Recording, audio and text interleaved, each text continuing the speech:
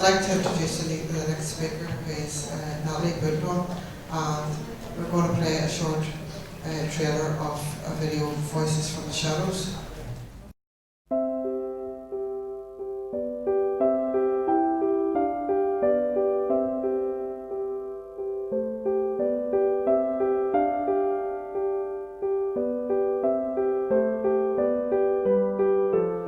Lynn loved canoeing, sailing, swimming, music and acting. Loved life, really. Then it was like everything changed overnight. Her legs were paralysed. She couldn't move her head from side to side. She was tube fed all the time. She was a girl who had get up and go, and she had spirit and energy. She was a real fighter. She was a real warrior. She did all she could to help herself. I trained as a nurse and a midwife. I've never ever seen anybody suffer the way Sophia suffered for all those years.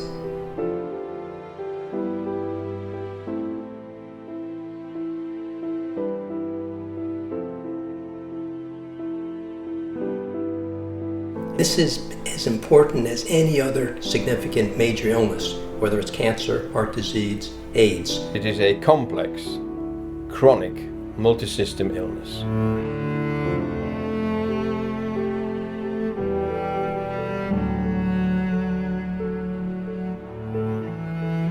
Some doctors don't believe in it, and if you don't believe in it and your patient has it, then there's a problem.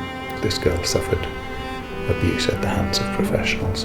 She went into hospital moderate and came out 6 months later severe, needing tube feeding. It is not a psychiatric illness. It's not an illness which is associated with mental and behavioural disorders. They didn't believe that I was physically ill. She was literally dragged along the corridor because they were telling her that she could walk. Any input that we had from psychiatrists was very, very destructive. Instead of helping, it nearly killed Lynn. Her physical disease, ME, was being treated as a mental illness, and that's why she died. The deaths that are coming from ME are really frightening. The suggestion that no one dies from ME is just simply untrue. We have a national catastrophe on our hands, and we need to face that fact.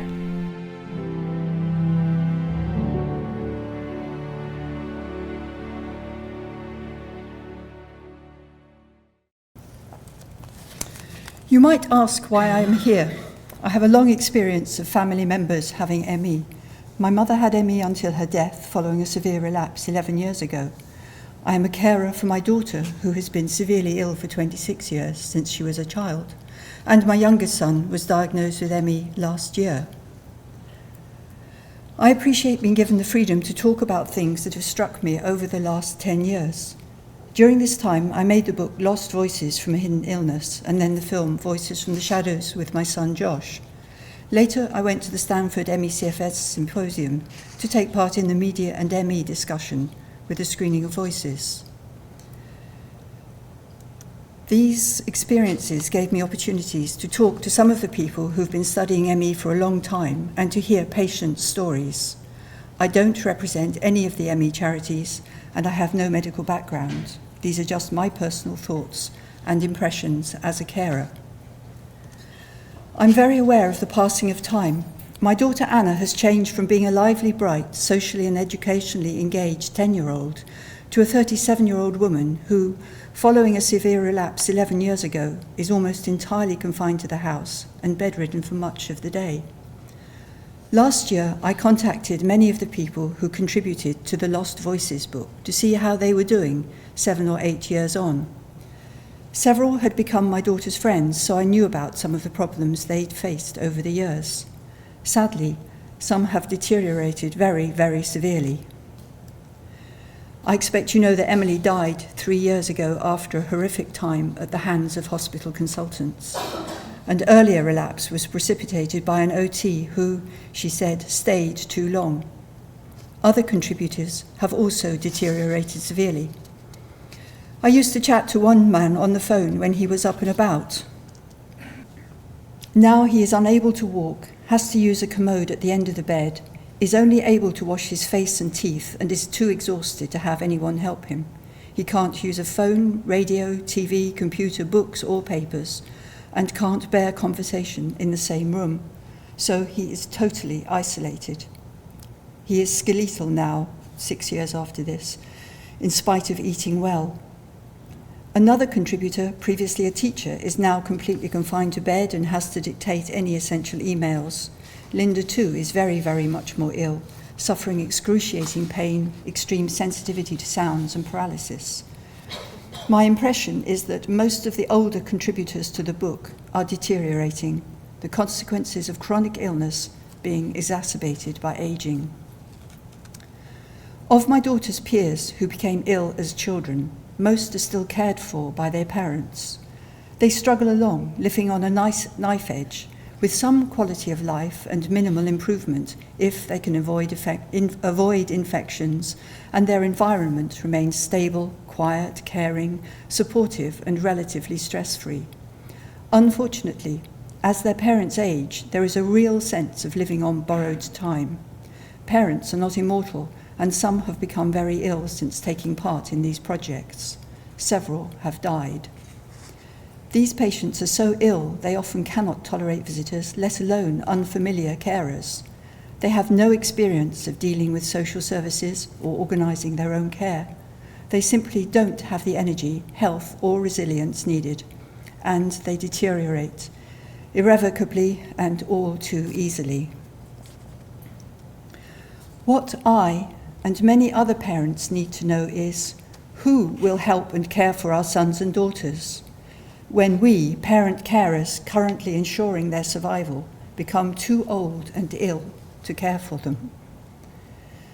Helen Brownlee, the patient advocate for the 25%, is doing all she can to help in these emergencies, when a mother suddenly dies of a heart attack and a father has dementia, but further tragedies are waiting to happen. This is a major problem, and I fear it will get much, much worse in the current political climate. Over time, it is becoming clear that among my daughter's friends, not only have many received negligible medical support, rarely seeing a doctor, but high levels of misdiagnosis and misdiagnoses are taking place. One friend has a serious genetic condition which should have been diagnosed and carefully managed for the last 20 years. A few have psychiatric illness, not CFS-ME, and are delighted to receive effective medication. Others were wrongly misdiagnosed with eating disorders when they had severe ME. Diagnoses of MS and ME are also being often confused. Among those who seem to have been accurately diagnosed with ME/CFS, anemia, vitamin D deficiency and osteoporosis are common, but it is shocking that often these were only discovered when the patients themselves insisted on tests. An interesting recent development has been the discovery that many of Anna's ME friends also suffer from POTS, hyperflexibility, EDS, and food and environmental sensitivities, or mast cell activation disorder. This constellation of conditions is poorly recognised in the UK, but a few have received some medical help. I find it worrying, though, that many, once they have another diagnosis, such as POTS, are told that they no longer have ME/CFS and should get the ME diagnosis removed from their notes. This is despite the fact that dysautonomia and POTS in particular is one of the symptoms included in internationally accepted definitions of ME. This means that it is extremely difficult to have any real idea of how many children and young people develop ME and remain ill, since no one knows who is ill with what. However, I think it is important to identify patients who have an illness that involves neurological inflammation or damage, and those who experience an often delayed post-exertional amplification of symptoms. This is absolutely crucial if they are to be protected from treatments that ruin their lives, as happened to the young people in Voices from the Shadows.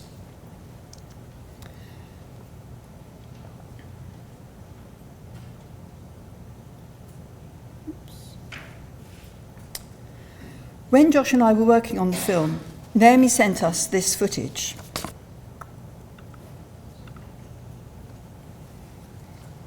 I was struck by it, her painful difficulty in walking, her lack of coordination and balance, and recognised the same difficulties my daughter had had, to a lesser degree.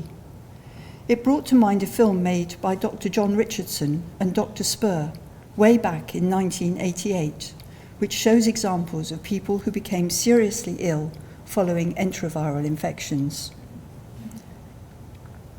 This young woman developed ME while still at school. She looks perfectly normal while sitting talking.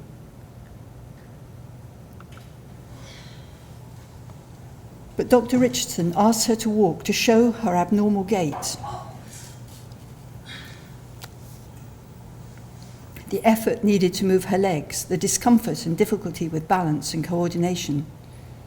In order to give my daughter a diagnosis of ME back in 1992, Dr. Spur undertook a medical history, a thorough physical examination, a range of neurological assessments, filled in a symptom questionnaire, and took blood tests, checking for enteroviruses, among other things. Years later, we saw him regularly, and he repeated these assessments of the objective signs of ME each time. These tests were shocking to watch. Anna's proprioceptive sense, a sense of where different parts of her body were in relation to each other, was so poor that she couldn't find the end of her nose when asked, and hit the side of her face. When a Romberg test was done, she would have instantly fallen over if he hadn't caught her, as her balance is almost totally dependent on eyesight and touch. When he stroked different areas of her face with a feather, some areas were too numb to feel. Her perception of vibration from a tuning fork was also unreliable. When a light was shone in her eyes, the pupils contracted and enlarged in an erratic way. Her muscles showed a cogwheel movement and jitter on testing. These assessments were devised by Dr. John Richardson to make a diagnosis of ME. They were very thorough compared with the way most patients with ME and CFS are diagnosed in the UK these days. It would seem that things must be improving for children. In comparison with overall CFS ME research funding, 3.6 million is a lot of money.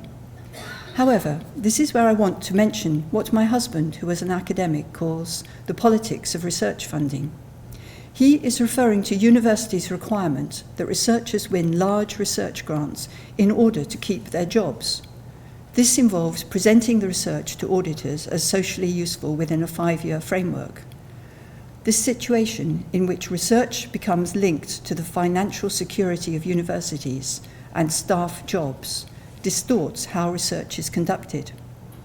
Rather than addressing problems that have proved intractable to date, or where the outcomes are more difficult to predict, it encourages the creation of research problems that are relatively easily researched.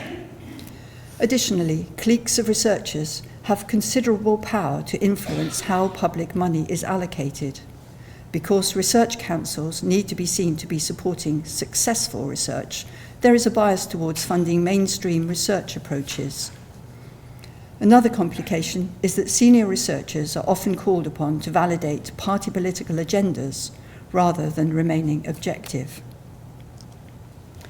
There has been a lot of publicity about how common CFS ME is in children, with a figure of 1 in 50 being quoted.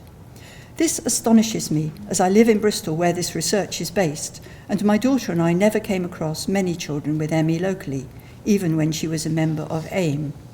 Although there were some schools where 2 or 3 children became ill with ME following the particularly nasty virus of 1989-90. So I was puzzled and wondered whether there might have been another epidemic causing on average every class to have a child with CFS ME lasting 3 months or more. What is astonishing about this very big, headline-grabbing study with data from nearly 6,000 children is that although it claims to be establishing the prevalence of chronic fatigue syndrome in 16-year-olds, in fact, these 16-year-olds were not classified according to any accepted diagnostic criteria for CFS or ME. Instead, criteria similar to the definition of chronic disabling fatigue in children were used. A physical examination is crucial in making a diagnosis, but these children were never seen by a doctor, and those with other illnesses causing fatigue weren't identified or excluded. Several professors of pediatrics in the US objected, pointing out that the paper should have been called chronic fatigue, but not chronic fatigue syndrome at age 16.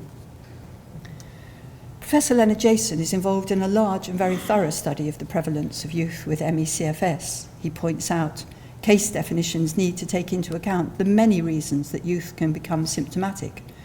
And whereas some symptoms are experienced by most youth, most of them are not sick or disabled.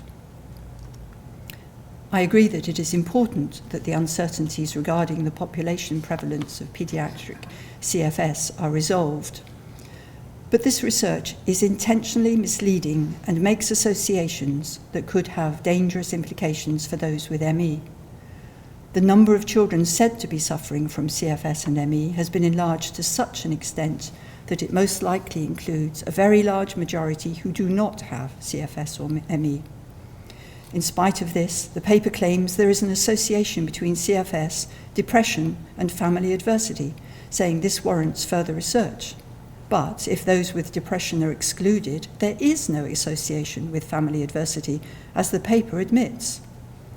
Nonetheless, it claims that further research is needed to investigate the extent to which psychological problems and life difficulties predate or follow CFS, saying the role of depression requires in-depth analysis. Clearly, the main purpose of this research is to manufacture a rationale for further psychosocial research into CFS-ME. This type of manipulation and deception through research has a very harmful impact on children with ME and their families. Children with an inflammatory neuroimmune illness are intentionally hidden among a large population of tired children missing a few days of school. CFS and ME, the names are used indiscriminately, is being established as a common condition. As a consequence, when it comes to treatment, management approaches are used that may be of some limited benefit to some fatigued children, but they are likely to be utterly disastrous for the minority with ME. I came across the same hypocritical promotion of treatments that can cause lifelong harm to children with ME a few years ago. A large group of very ill young people made a formal complaint to the children's charity AIM. They claimed that in unreservedly supporting graded exercise therapy and CBT and supporting research applying the lightning process to children, AIM was breaking its promises that it would provide all the information members needed to make informed health choices and take an impartial position on complementary therapies. The young people were horrified at the actions of the charity and wanted to protect other children from the harm they themselves had suffered. AIM responded by saying, with reference to the PACE trial, "We would have been negligent to reject those findings when it might help one or more of our members." The charity refused to acknowledge the harm caused to some of its own members by the treatments it blindly supported. Hanging was abolished in the UK because it was found that miscarriages of justice occasionally led to innocent people being hanged. It seems that children with ME are not eligible for similar protection from harm, whether from a conviction that some children will benefit and the others just don't matter, a desire to protect the reputations of universities and researchers, the financial pressures for research funding, the expansion of the influence of a very large Bath CFS centre, the status of its AIM with its links to these organisations, or the powerful influence of all these working in mutually enhancing cooperation. This recent BBC News quote by the paediatrician Dr. Esther Crawley fills me with alarm. "Children attending my specialist service only attend 2 days a week of school on average. This means that only the most severe cases are getting help." Even NICE describes severe CFS-ME patients as housebound and may need help with all aspects of self-care. So why claim these relatively active children are the most severe cases and that the most severe cases are getting help? This is symptomatic of a worrying and more widespread denial of the shocking severity of the illness in children and adults with severe ME. One of my friends has a daughter who is ill with severe ME. In her medical notes, it was recorded less than 3 years ago that the hospital was advised by the influential regional CFS paediatrician that NG, nasogastric tube feeding, is not part of the spectrum of even severe CFS. Alternative diagnoses of an eating disorder or a mental health problem were therefore suggested, even though the child had not been seen by that paediatrician at that point. The child had originally been admitted to hospital with a mistaken diagnosis of idiopathic chronic pain syndrome, for which the treatment was intensive physiotherapy. This had caused her to deteriorate disastrously to the point of needing tube feeding and experiencing intermittent paralysis in her legs and arms. Further problems arose later when the same paediatrician, having by then seen the child briefly, informed the hospital that paralysis is not part of the clinical presentation of CFS-ME and gave a new diagnosis of dissociation conversion disorder. It was also advised that children do better if the anxiety expected to develop in a long-term condition is treated. I think many people would question treatment on the basis of such an assumption. A few months later, while very, very severely ill, the child was subjected to a lengthy interview by social services who were concerned whether, if such severe symptoms exclude a diagnosis of ME, could her parents be making her ill? Within days of making a superhuman effort to answer all their questions and allay their concerns, the child lost her ability to use her voice. The need for tube feeding and the occurrence of paralysis is widely recognised by the international ME community as occurring in some very severe cases. Professor Rowe, CFS paediatrician at Johns Hopkins University School of Medicine, explains that not only is tube feeding sometimes necessary in children with ME, but they may be so allergic to foods that an amino acids feed may be needed. The denial of such severe ME symptomatology by an influential UK CFS paediatrician proved to be a disaster for the child and her family. Eventually, in desperation, they turned to Dr. Nigel Spate for help, asking him to visit and make a diagnosis. His support and protection has enabled the child to improve considerably. She no longer experiences paralysis and no longer needs tube feeding, but her voice hasn't yet recovered. Action for ME recently announced funding for research into the incidence of severe ME, but are not yet making public what criteria will be used to make a diagnosis of severe ME. According to Dr. Crawley's statement on AFME's website and Facebook, 3,400 paediatricians and doctors around the UK will be contacted to ask if they have seen a case of severe ME in the previous month. The researchers will request information to determine if other diagnoses have been considered, e.g. anxiety, depression, eating disorders. I have seen with my own eyes hospital notes recording a very influential CFS paediatrician's advice that neither tube feeding nor paralysis are consistent with a diagnosis of severe CFS-ME. So I am concerned that this research could well have the potential to influence paediatricians and doctors around the UK to accept a similarly restricted definition of severe CFS and ME. My experience is that such severe ME in young people is often preceded by serious mismanagement of their ME having taken place, the consequence of a wrong diagnosis or ignorance. This happened to my daughter's friends Lynn Gilderdale and Naomi in the film, as well as the child B in Voices from the Shadows, Sophia Mercer, and other young people we know. I am concerned that a stealthy realignment is taking place and that what is called CFS-ME or CFS-ME, ME-CFS, interchangeably and depending on the audience, is being redefined to focus on the large number of generally fatigued children who are much more convenient subjects for research and much more amenable to behavioural management programmes. Young people who deteriorate severely with such management could then be dismissed as having other diagnoses, not ME-CFS. Individually, these families of children with ME are now very, very vulnerable. Other local paediatric research projects have the potential to have a detrimental impact on children with ME. One study, reminiscent of the discredited PACE trial, compares graded exercise therapy with activity management to assess cost effectiveness. Another will start to develop interventions for children who are severely affected with CFS-ME. A previous project with results currently due to be released involved children in learning the lightning process, the most psychologically harmful experience my daughter has ever had. So when I consider the future for Anna and her friends, and for the younger generation of children with ME, I am horrified.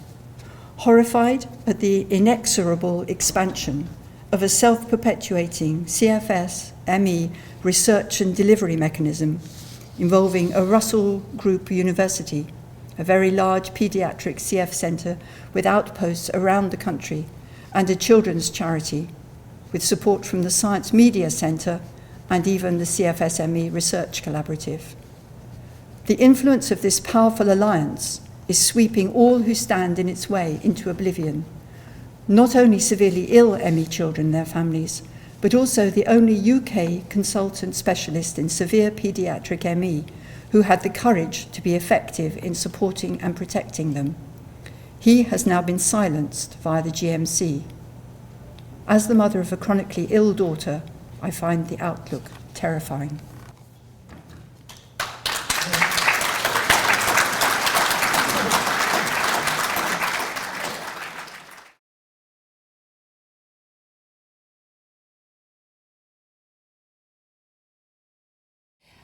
I want to give you a sense of the process that we are taking at Columbia University in New York to try to understand what can help us to diagnose, to find predictive markers for ME, and to determine who might match with what type of treatment over time. The concept that infectious agents might relate to complex brain disorders is not a new one, and there are many viruses that have been implicated in other types of microbial agents. And we know that even time of year and the urban area can make a difference. The finding that many brain disorders are accompanied by gastrointestinal issues, we think is also a clue as to where we should look for biomarkers. The bacteria in our gut, or perhaps biomarkers that are thrown into the bloodstream by those bacteria that may then get to the brain and alter brain function, alter peripheral nervous system function, leading to many of the symptoms of ME, including the sort of leaden paralysis type of sensation, changes in ligamentous laxity, as well as potentially controlling some of the autoimmune parameters that may be important in ME. We think of gastrointestinal bugs as being essential to our normal functioning. These are important in many, many different aspects, and not only in the gastrointestinal tract, but even on the skin and so forth. And we're introduced to these in our first flight, which is the flight out of the womb through the introduction of the mother's microbiome. And this can shape us over a lifetime. Serotonin, a key sort of tonic neurotransmitter that controls many of the symptoms that we see in ME. Right?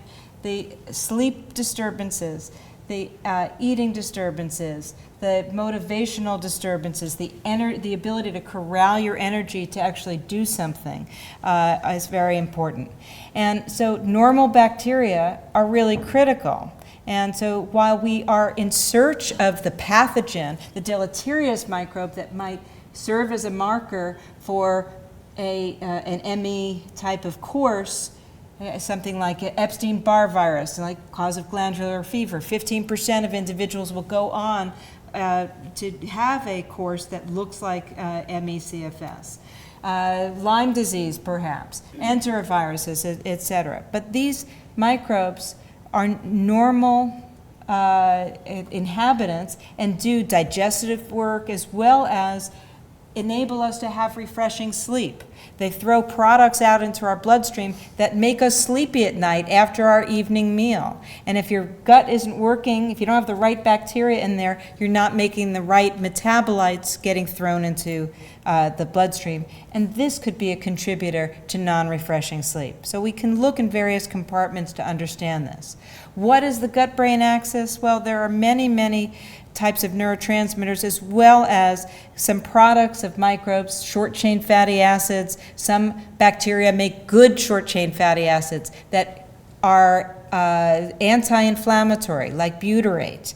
And some short-chain fatty acids, like succinate and propionate, may be the products of deleterious bacteria, and these can actually increase inflammation and make it more likely that one has an autoimmune type of reaction, which may react against parts of the peripheral nervous system and the central nervous system, the brain, and lead to constellation of symptoms that look very similar to ME/CFS. And the vagus nerve, which is the key of what's called the parasympathetic nervous system, has direct connections between the intestinal area and its exposure to microbiome and the brain, and is regulated by a number of different neurotransmitters, including acetylcholine, but also by cytokines like tumor necrosis factor alpha, or TNF-alpha. And immune cells are shaped by their exposure to the microbiota. Every day, our antibody-producing cells traffic through our intestines, and that shapes their normal capacity to fight off infection with what's called IgA, immunoglobulin type A production. If they don't see the right microbiota, they get shifted in a deleterious reaction and can lead to the basis of autoimmunity. We and others believe that at least a subset of ME may be related to an autoimmune reaction that is targeting key receptors throughout the body that control many of the symptoms and symptom complexes that we see in ME. One place we can look for biomarkers are in the metabolites that are products, again, of the bacteria in the intestinal wall, and also that are lining the intestine. And we also know that that both good bacteria and bad bacteria, good bacteria create a state called eubiosis, and bad bacteria create a state called dysbiosis. And these produce different types of cytokines or inflammatory markers and molecules that then alter whether you have a healthy state and healthy metabolites or unhealthy ones. Our bodies are poised to respond to viral and bacterial challenges. If we turned off these systems, we'd be dead. We need to be able to respond to invaders. What is increasingly appearing to be the case in early ME, in the early steps that brings on the disorder, is that there may be an overactive response to the invading agent that may be triggering this in the post-infectious type of ME, and that it might not get shut off. We see an invader, we should mount an immune response, we contain it, we get rid of it, and then everything should quiet down and go back to a healthy baseline. We think this process is disrupted, and we're looking for biomarkers that can help predict who may have that type of course as early as we possibly can.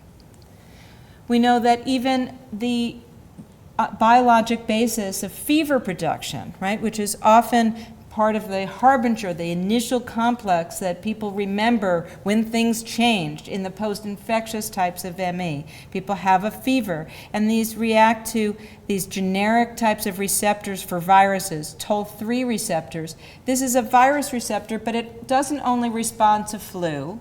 It doesn't only respond to Epstein-Barr virus, which is the cause of glandular fever. It doesn't only respond to cytomegalovirus or enteroviruses. It responds very generically to all sorts of viruses. So you have this kind of general response, and this controls the immune molecules, including IL-1 beta, which used to be called the endogenous pyrogen, the internal fire starter, that affects an area in the brain, in the hypothalamus, a very core area of the brain, that is involved in generating fever. And if it can't turn off, then you may have persistent fevers happening over time, or even hypothermia, too low a temperature at some point. The process is dysregulated. Cytokines, immune markers, may also relate to other key features of ME. POTS, orthostatic tachycardia, right? Postural orthostatic tachycardia, changes in blood pressure. Cytokines can get through, can get to the brain through what's called the circumventricular organs. It doesn't need to get past the blood-brain barrier, and it may alter sympathetic nervous system activity and perhaps alter pulse to cause tachycardia and blood pressure. And there are other factors that alter what's called this BBB, the blood-brain barrier, that will allow some of these elements, these inflammatory molecules, to get across into the brain and alter all sorts of receptors. We also think that these factors are perhaps inducing autoantibodies that specifically target receptors in the brain and bind to them. And there's increasing evidence that techniques that can help get rid of those offending autoantibodies may improve the course in certain patients with ME. Some exciting work out of Germany that obviously needs replication, but maybe it's an immune filtering type of technique that takes out some of these offending antibodies. We want to know who is at risk there, who has these autoantibodies, and who should we be parceling out into these different treatment courses in order to get the majority of people well. We've had the privilege now of collecting some of the largest sample set and well-characterized subjects anywhere. It's approximately 800 cases and 800 matched controls from a number of different cohorts, some NIH studies, the first one that was done for looking at XMRV.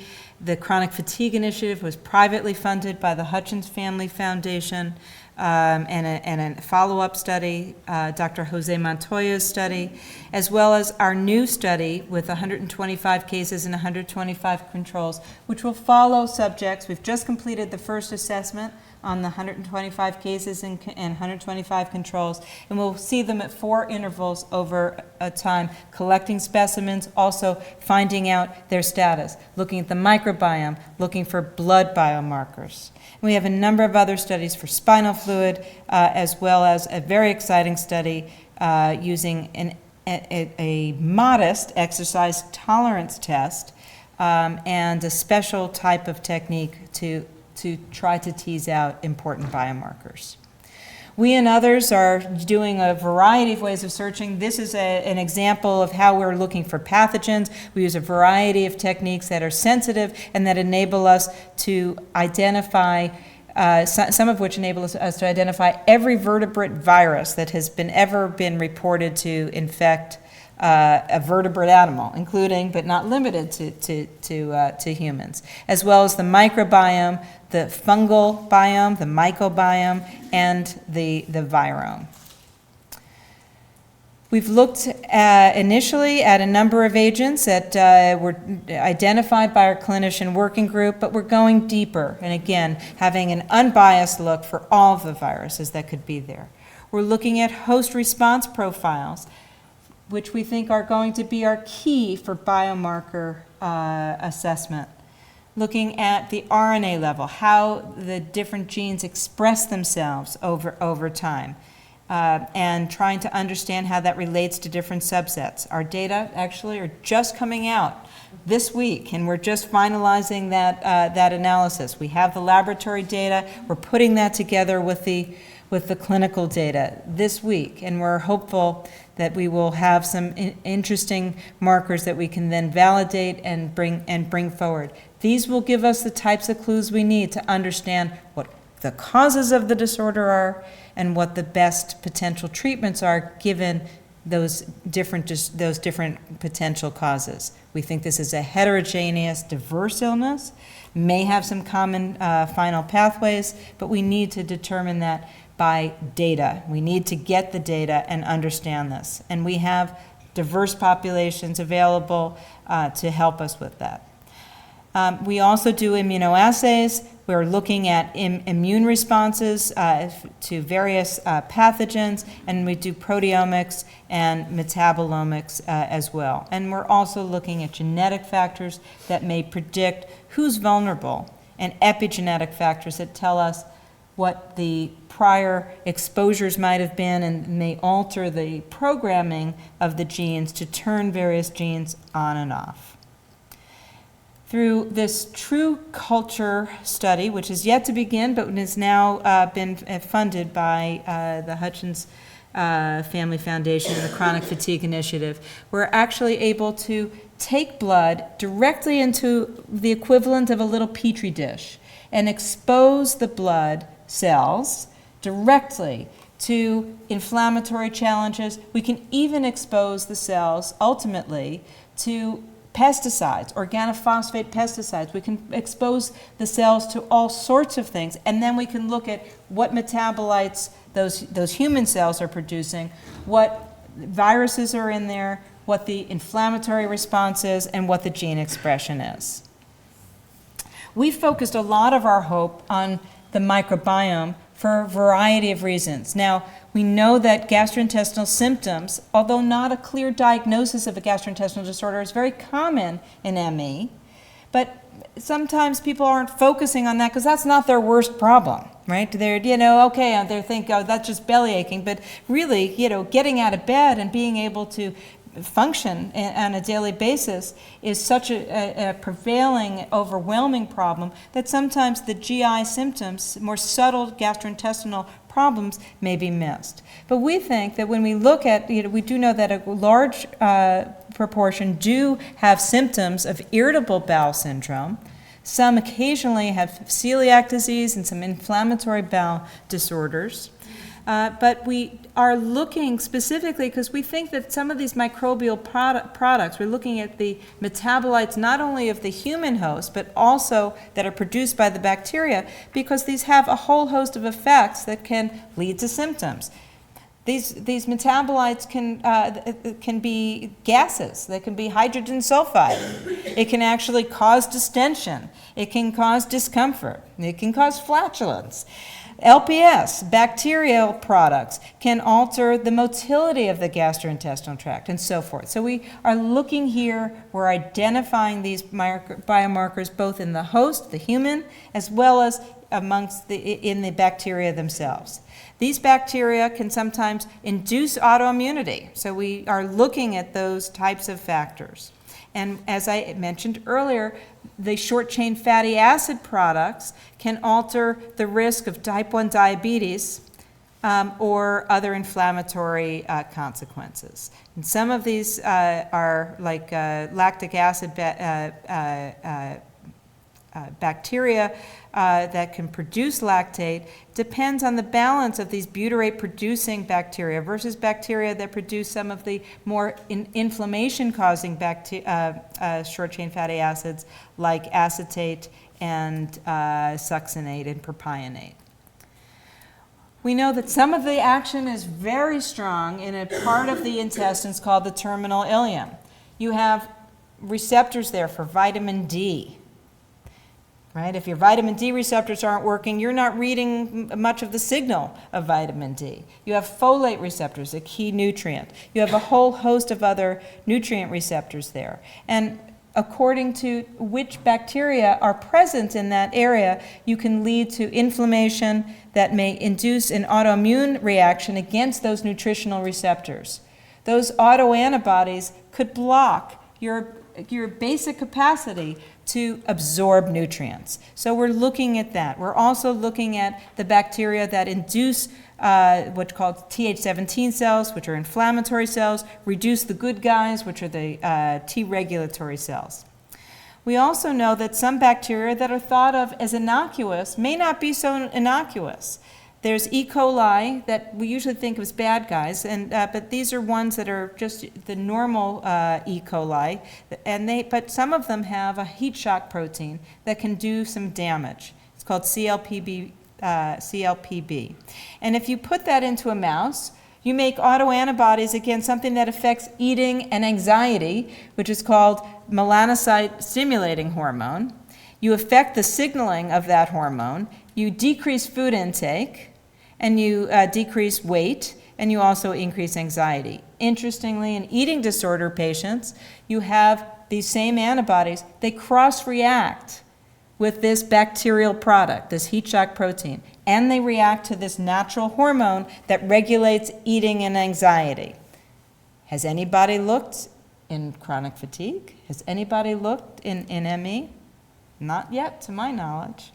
So these are the sorts of things that we want to understand more deeply and across the range of individuals. Last year, we had some hope. I think that we really saw for the first time in our study that there were correlations of certain immune patterns that varied over the course of disease. And we found that early in the course of illness, we had inflammatory profiles that were higher, and we had lower levels in the red, which were the patients who were more than 3 years duration.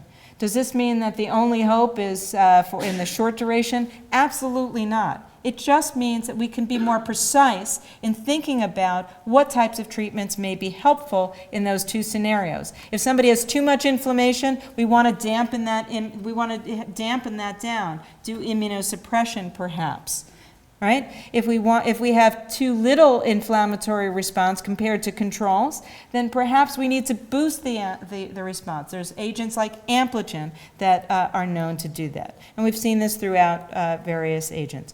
Dietary patterns can affect these effects, and we know that the bacteria as well as various infections and glucocorticoids, stress hormones, can alter the effect of certain amino acids, key ones, particularly tryptophan, which is the building block of serotonin. Remember, I started out that's that key tonic affecting sleep, eating, sex drive, motivation, and a whole host of other, and your ability to kind of focus your attention and energy.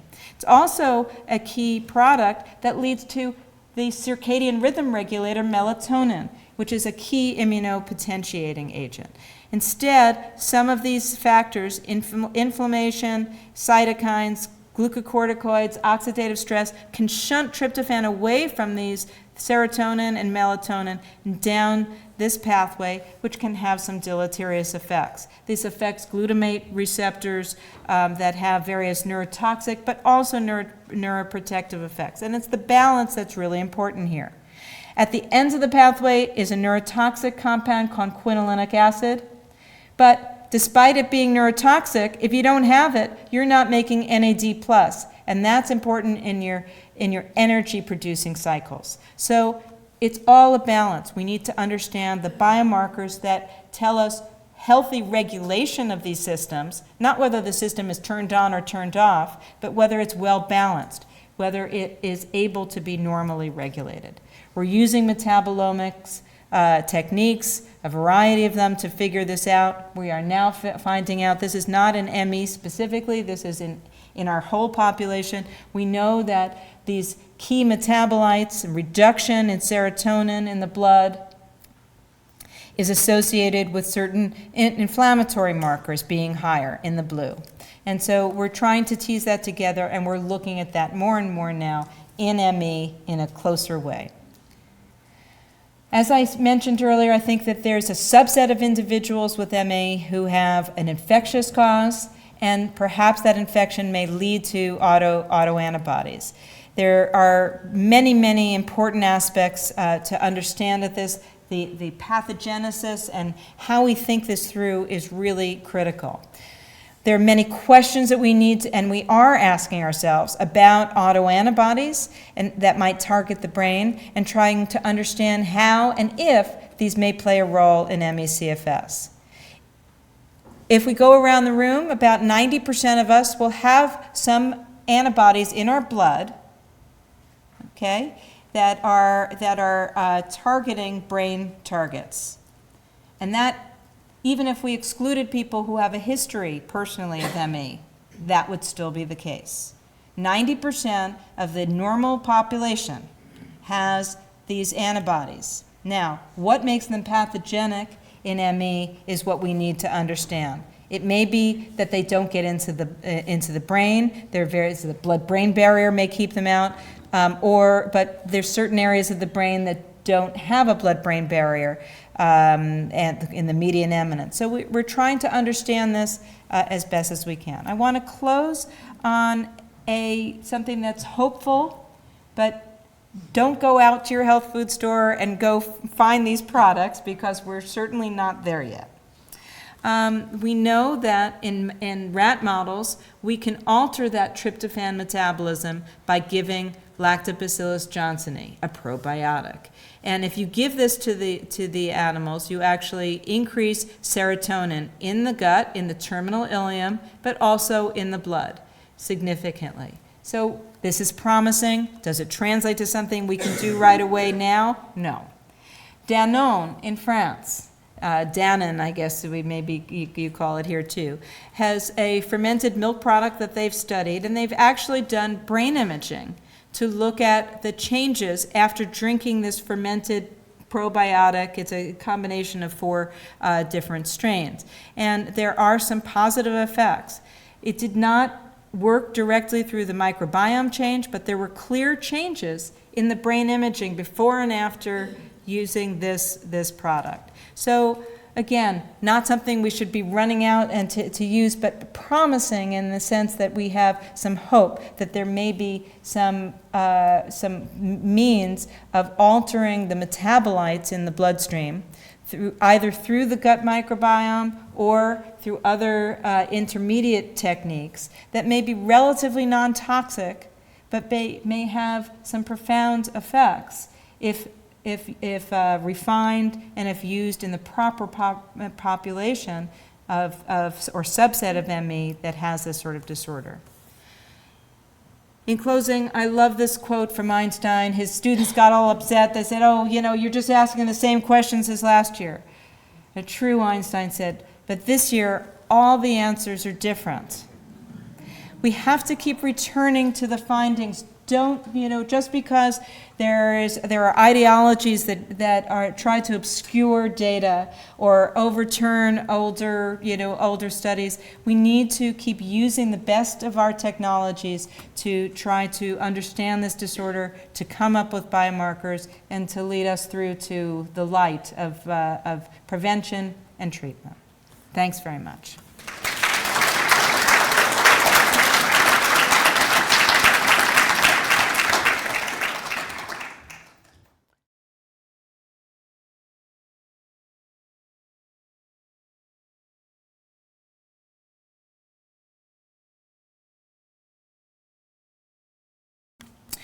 I've been asked to speak for 10 minutes on the problem of pain, a subject which really takes, at least 3 years to cover in any sort of depth. So this is a very superficial look at pain. I am not an expert in ME.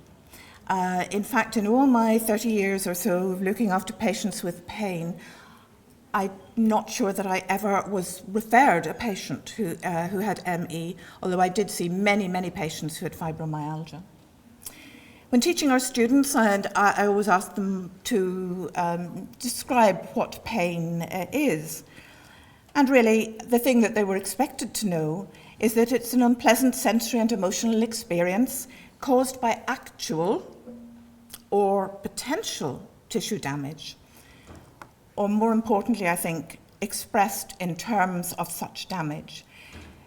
So what I want you to take from this is that, at least in the pain world, we don't necessarily look for biomarkers. We don't necessarily look for changes in x-rays and scans, simply because we know that it is possible to have pain, and even severe pain, with very little to show on examination, on blood tests, on scans and x-rays. But that's the medical view. As far as patients are concerned, I think it's very different. This is what pain looks like to many. It's often associated with depression. There's often an inability to exercise, a need for medication, much of which has very little good effect. That said, there are some patients whose lives have been transformed by it, but it's hard to find the right drug for the right patient in pain. They become socially isolated.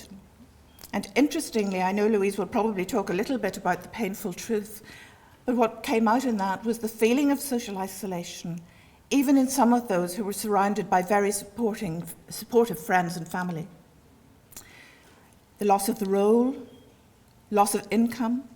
25% of those who live with severe pain will go on to lose their job. They become dependent on others, and they develop fear for the future. And rather like in ME, there's sleep disturbance. And I'm going to try and show you a little later on why some of these things happen and why there is so much overlap between ME, fibromyalgia, and chronic pain, severe chronic pain, for whatever reason, even where that pain is localized. Now, in terms of this, we tend to think of a continuum of pain. Professor Hornig said that we need our good bacteria, that there are certain bacteria and other elements that we could not live without. Similarly, we cannot live without pain.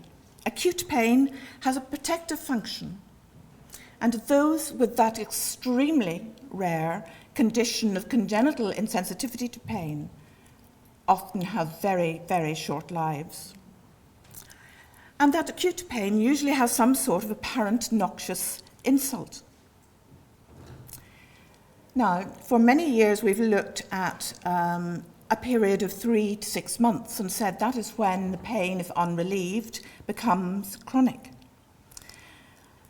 Sadly, I think our research has shown that some of the difficult to reverse changes in chronic pain are demonstrable as early as 2 weeks in, particularly those occurring in the spinal cord and brain. But chronic pain, whether you take a 2-week, 3-month, or 6-month cutoff period, really serves no protective function, and it degrades both health and function. So it is a problem. 1 in 5 people report chronic pain, and 1 in 3 families have a member who suffers. This seems to be fairly standard throughout Europe. 1 in 5 will lose their job as a result of their pain. 1 in 5 will go on to be diagnosed with depression. Over 40% report feelings of helplessness or inability to think or function normally. And I think we've been hearing a lot about this tonight in the context of ME, but it applies in many other types of pain. And more than 1 in 6 feel that their pain is so bad at times that they want to die. And there is an excess mortality from having chronic pain, regardless of cause. 70% of people have pain all day, every day. On average, they have lived with chronic pain for nearly 6 years, in the Pain in Europe study. 70% of cancer patients have pain.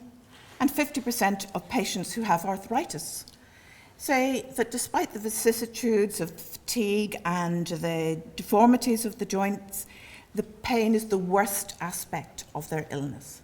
I think that will maybe be slightly different if we asked a group of ME patients, because clearly not everyone who has ME suffers from pain, but where they have pain, this pain can be very disabling and very difficult to treat. And in the community, it is one of the commonest reasons for consulting a GP. Even simple musculoskeletal pain has more negative impact on the quality of life than cardiovascular disease, chronic respiratory disease, or gastrointestinal disease, or even blindness. Now, I think we need to think a little bit about how we classify pain. And there isn't time tonight to look at all the various ways in which pain can be classified by site, whether it's affecting primarily your internal organs or your musculoskeletal system or your brain. But perhaps the most useful way of looking at it is to say, is it nociceptive pain? And I'm going to call that ordinary pain. The sort of pain caused by inflammation or a non-inflammatory response to some sort of tissue damage. For example, having surgery or breaking a leg or getting a joint inflammation, And then there is neuropathic pain. And that is defined as pain that is initiated or caused by a primary lesion or dysfunction of the peripheral nervous system. That's all the nerves that come out of your spinal cord to your limbs and internal organs, or the central nervous system, that's the spinal cord and the brain. And you'll see there's deliberate overlap in these ovals because some people have mixed pain. For example, a common sort of thing like a slipped intervertebral disc or a prolapsed intervertebral disc may well cause pain from the disc itself, but also will cause neuropathic pain as a result of pressing on the roots of the sciatic nerve. So why am I sort of labouring this point about the difference between these two types of pain? Well, I think it's important because primarily the treatment of these two types of pain is different. I think those of us in the medical profession are very well aware of the World Health Organization stepped ladder for the treatment of ordinary pain, going from drugs like paracetamol up to simple codeine and then on the third step to strong opioids.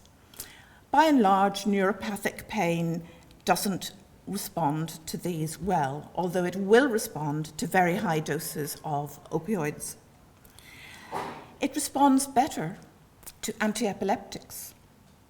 And if we look at some of the neurotransmitters that are involved in the genesis of and maintenance of chronic pain, then this becomes obvious why this is. And then I want to say a little bit about antidepressants. Amitriptyline, a nasty, dirty, old, very old antidepressant, is actually, for neuropathic pain, one of the drugs that helps more of the patients more of the time. And at best, and I say at very best, it gives some improvement to only 1 out of 3, if that. It has many side effects, but it's important in that it hits just about every receptor. So it hits the acetylcholine, it hits the noradrenaline, it hits just about everything. So it has a big effect on a lot of different places inside the nervous system. However, it's an odd sort of drug. There aren't many like this, but at low dose, it eases pain, but not depression.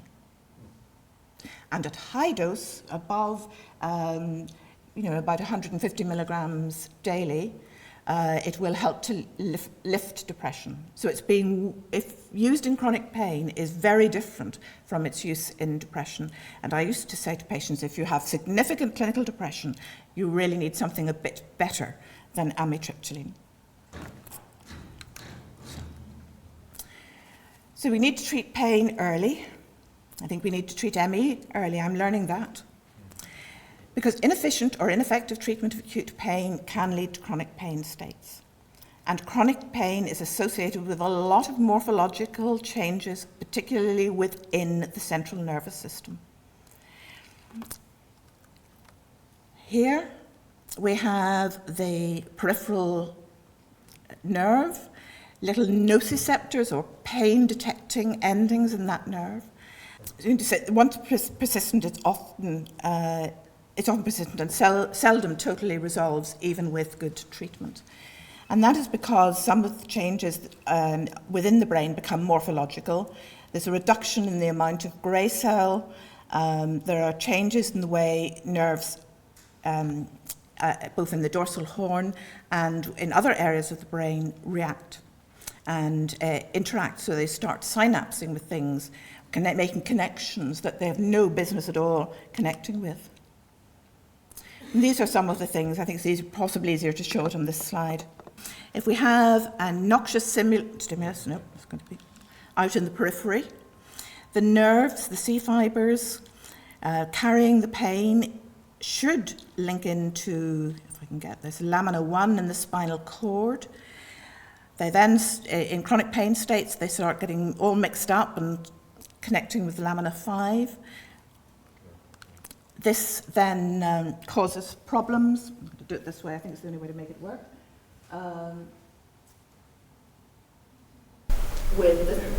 Connecting to the thalamus, which is a very primitive part of the brain relative to the cerebral cortex. But this is the cerebral cortex where you have the appreciation that it is one part of your body rather than another that is hurting. So it will tell you the side, it will tell you where it is.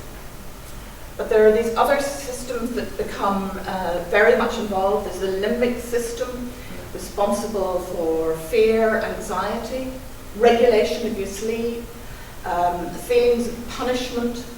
Everyone feels defeated when they have pain.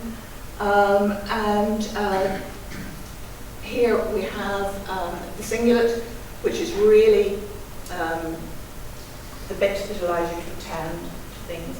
Now you get a lot of fatigue for a whole lot of different reasons in ME, but even in chronic pain from any state, attention is difficult. And so patients will say to me, well, I can't even read a magazine article, let alone a book. And in fact, most of the time, I just read the pictures. It's also important to remember that the brain can talk back down to the spinal cord.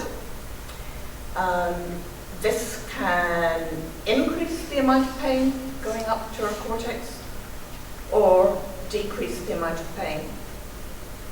And really what we want to do is to try and ensure that this inhibitory pathway is well enhanced and the excitatory pathways are calmed down. And to do that, because there's such a plethora of neurotransmitters involved in all of this, we need a whole lot of different drugs, and often in severe states needing to combine drugs to get an effect. So someone might be on an anti-epileptic and an antidepressant as well as an opioid. So we're back to maybe beginning perhaps to understand why pain makes you feel depressed, unable to exercise, isolated, sad at the loss of role, loss of income, dependent on others, fearful, and unable to sleep. So thank you very much for listening.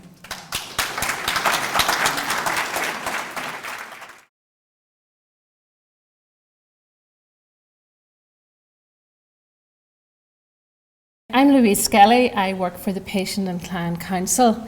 And for those of you who don't know, the Patient and Client Council is the statutory body which was set up by the Department of Health about 7 years ago to represent the voice of patients and service users in health and social care here in Northern Ireland. And throughout that time, we've worked with many patient and service user groups and carers on a whole variety of issues. I'm going to tell you a little bit about our journey with ME and fibromyalgia. A few years ago, we started to really understand the experience of people here in Northern Ireland who experienced chronic pain. We're a small organisation in quite a big bureaucratic structure, which is health and social care. So we try to prioritise what we do in terms of our business plan to those people who are in perhaps the greatest need or a voice that's very much unheard in the system. And we discovered that people who were living with pain were absolutely a voice that hadn't been heard.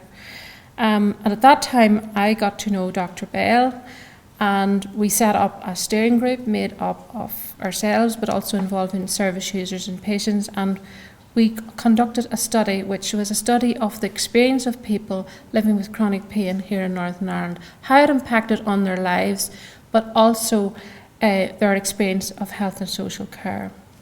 2,500 people came forward to tell us their stories. We wrote that up in a report called The Painful Truth. Now you can look on our website, Patient and Client Council, and you'll see that report. And we made 10 recommendations, 8 of which were accepted by the department, and initially 7, but now an 8th one has just recently been accepted and is currently being implemented. But on that journey, we met with some of the ME and fibromyalgia groups. And they said, yes, we have pain and all of that, but no one has really taken a good hard look at the situation that we are facing. So during that time, Martine came along to our board one day and asked for speaking rights. And she spoke about she waited very long to the end of a long board meeting, and then in a very considered way, she started to tell the story of the experience of people with ME and fibromyalgia here in Northern Ireland. And so began a relationship over the last couple of years.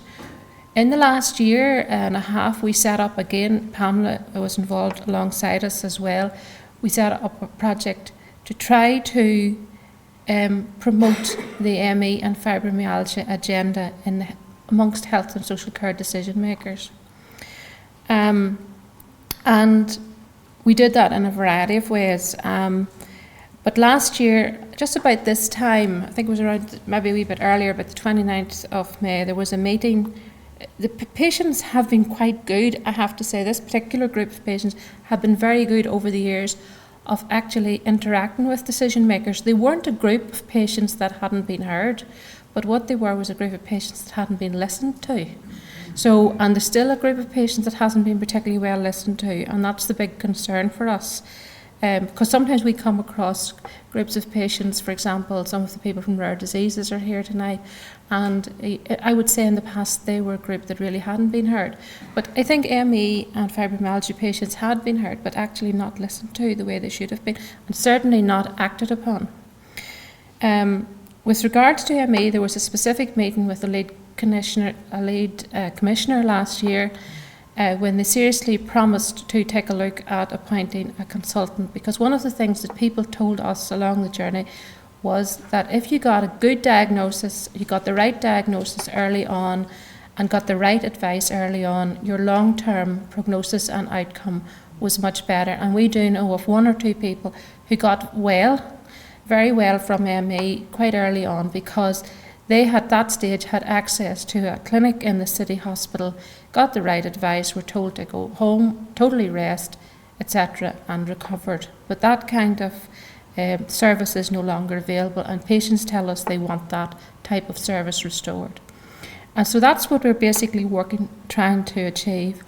Quite recently, we met again with the Commissioner after having given them a respectable period of time to actually do something, and we discovered that things hadn't moved on, and that was a big disappointment to us within the Patient and Client Council. And at that stage, I think I was a bit despondent, but the steering group as well were equally despondent, never mind the patients who had been interacting with these people for many, many years. So I started to think about where exactly are we going here, on what can we do, and I sat in my office very late one night Googling, and I came across the Countess of Mar and a letter which she had written to the Times. So I found that interesting, and I started to think about how could we get through this blockage, which seemed to be nice. So I made an appointment to see the girl who is the link with NICE, who is the NICE representative here in Northern Ireland. And we had a long chat. And she said NICE in England and the UK were very aware of the issues which ME patients, have with the NICE guidelines. And we had a discussion about why the NICE guidelines were stagnant and why they weren't going to be reviewed. And she said in order for NICE to review guidelines, there had to be a lot of research going on in that field or new stuff coming through. And in her opinion, she felt that because a lot of big clinical trials are funded perhaps by drugs companies, that there wasn't that body of interest in ME. So, but she's promised to take it back to the people in NICE in the UK and come back to me. In the meantime, I decided to write to every medical school in the UK to see if there was anybody working in this area. I've got responses back from, I would say, about between a third and half of them, and there hasn't been an awful lot, I have to say, in those responses, apart from one professor who asked for a conference call, but his real interest was actually fibromyalgia. So I then went back to the director of commissioning because I had given up on the person who was the lead, and had a discussion with him and said, look, I really don't know what the answer is, but what I do know is there's thousands of patients here without a service, and they really do need to be properly listened to. But I did promise him I'd go away, we within the PCC would do our homework and come back, and I would bring Dr. Bell, who's a clinician, because I'm not a clinician, and Dr. Bell understands all the science stuff much more than I do. And it's been really good working with Pamela on that regard. And so we decided, the two of us, to go to England last week.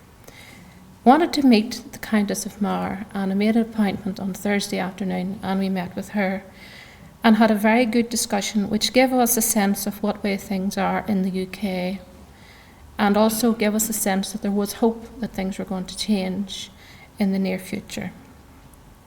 And we then went, to, as you know, to the conference on Friday, which again, as I say, I'm a lay person, but the impression I got on Friday was that there's a lot of research which is being funded by the charities all over the world, and the worldwide interest was tremendous. But I got the impression, and this is my layperson impression, that we seem to be just about that much away from coming up with some good scientific, evidence base on which to actually diagnose ME.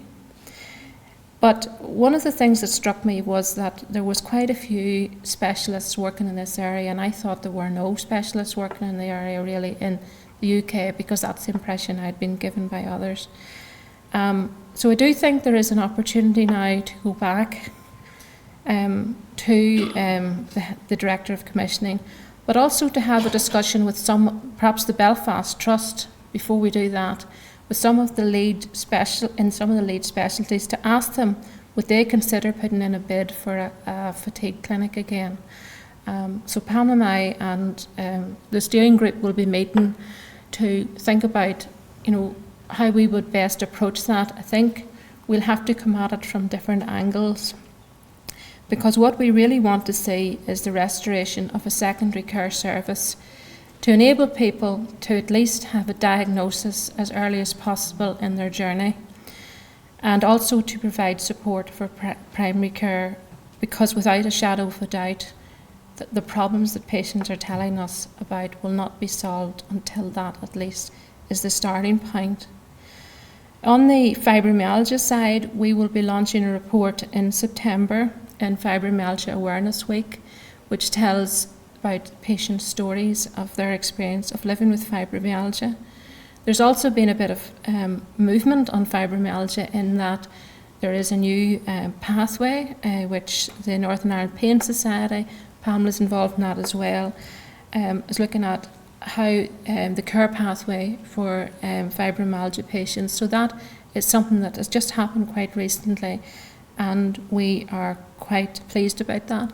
Also, our integrated care partnerships are going to look at chronic pain becoming a subject of integrated care, and fibromyalgia is going to be plugged into that. So there's a few things actually happening. ME is still really very, very difficult in terms of decision makers here, and it's probably the most difficult thing that we have ever had to deal with.